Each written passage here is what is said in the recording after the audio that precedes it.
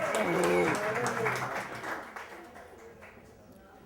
going to talk really fast because this is a 10-minute story that I now have to condense into 5 minutes. So when I was trying to figure out what kind of story to tell, I was reflecting on strange things that happened in my home, and I thought maybe the Comcast phone call where I forgot to pick up the phone in time when the Comcast truck was coming around. I picked it up on the fourth ring and I heard a click, and so I was in my bedroom and I saw the Comcast truck drive by, and I called 1-800-COMCAST, and I got Malaysia, and they went through the script for about 18 minutes, and I got so angry I threw the phone through the window of the bedroom. No, I'm not going to do that story. I'm not going to do the story on last Memorial Day where my daughter called me really quickly in a panic, crying at 10 o'clock in the morning. I'm on vacation in Connecticut, and there's a raccoon in the house. So the good mother drives home 3.5 hours from the beach. By the time I get home, my daughter's at the bar soothing her fevered brow. But I'm not going to tell that story. I'm in the house with the raccoon. What I'm going to do is tell the story about how when I get involved in home repair, I'm an obsessed person. I research to death what to do about how to maintain my home. I have an old arts and crafts house. It's a beautiful house. It's rock solid. Everybody loves my house, but it's like putting water through a sieve when it comes to maintaining the home and money. A year and a half ago, I had a new bathroom put in. I gutted the old one upstairs. It was a huge mess. I don't know if you've ever done bathrooms. It's just awful. And so I'm telling the story about my tub. And I decided to get the deep dish tub because I figured for resale, a deep dish tub would be a good tub to have if there are children who need to be bathed, and it would be a wonderful selling feature that the deep dish is in place. So I'm loving this tub, and I'm in this tub, and somewhere around the middle of May, I go and I'm showering, and it's big and it's roomy, and I go,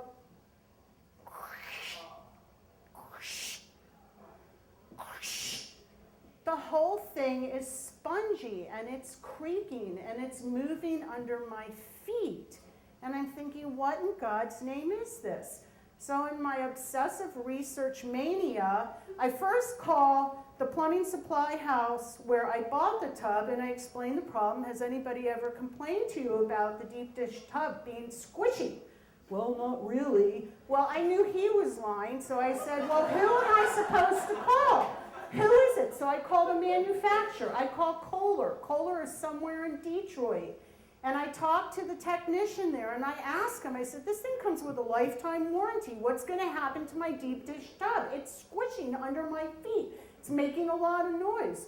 Is it warranted for the life of the tub? Well, yes, ma'am. So could it break through? Well, it might. Well, what does it mean? It might. Is it going to? Is it not? What am I supposed to do? Well, I'm going to send you somebody who's in your area who repairs these kinds of tubs. So I end up calling this person who is Debbie from Darby, and Debbie shows up. I look out my bedroom window. There's Debbie in this awful little car with this other woman sitting next to her. Debbie gets out, and she looks like the main character out of Orange is the New Black, you know, if you've ever watched that series. She's big. She's probably pushing 300 pounds.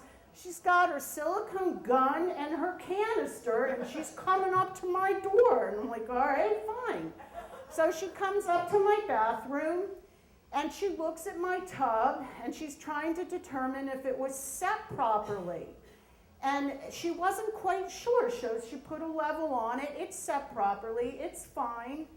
And then she says, excuse me, but I have to get my friend who came to kind of just morally support me.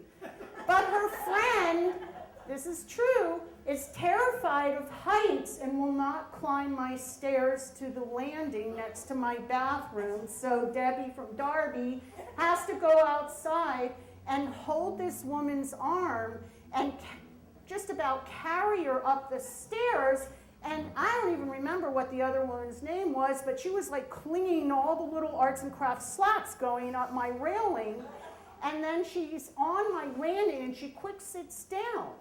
So now I'm questioning Debbie because Debbie's talking too much, and I'm saying to Debbie, you have a 12-inch silicone gun with a 4-inch tip, and you're going to shoot this foam underneath my tub that you can't access anyway, and it has to go 6 feet. How are you going to fill the whole cavity up with foam? Well, we're not going to do that. All right, so if you shoot 12 inches of foam, now you've set up an unstable balance. You have a hard foam and a soft thing under the tub with no foam. So when I do this in the tub back and forth, it's like a fulcrum and it's going to break eventually. Well, it might, it could. So my whole thing with all these people is it might, it could, it's possible, I don't know. So, but the weirdest thing that at some point in time, in too much conversation, Debbie lays down on the floor. She's on her back with her arms above her head, and I'm looking down at her, all 300 pounds of her, going, what the hell is she doing on my floor? And I'm looking at her, and you know when you look at somebody upside down for too long, you see an upside down face. It's kind of like, and I'm starting to look at her, and I'm thinking of that time where you make lips in your hand and put eyes, and I wanted to talk to her. I wanted to go, well, what do you think about if we take the trap door off? And Debbie's like talking to me, and there's her friend clinging to the slats of my arts and crafts railing. So we get through all of that, and it comes to be time to screw back the trap door, and neither of these two women could take a Phillips head screwdriver and put the screws back. So then I say, excuse me. So I sit down between them, and there's 3 of us in this tiny little space, and they're, no, we can do it, we can get, no. After about 5 minutes, I said, please just give me the screwdriver. This is not rocket science. So after all of that, after all of this debacle and fiasco, they left. Nothing was repaired. I researched it more. I called my house painter. I called my handyman. I called the guys who put in the bathroom. I called the guy back at Kohler. Nothing really happened except that they left. And about May 15th, the tub started squeaking again because I realized that it's very sensitive with the heat. And in the cold weather, it doesn't squeak. And in the warm weather, it squeaks. And so tonight I took a shower right before I came here, and now I'm showering in about 12 inches of space until mid-October because I'm really afraid to stand like this.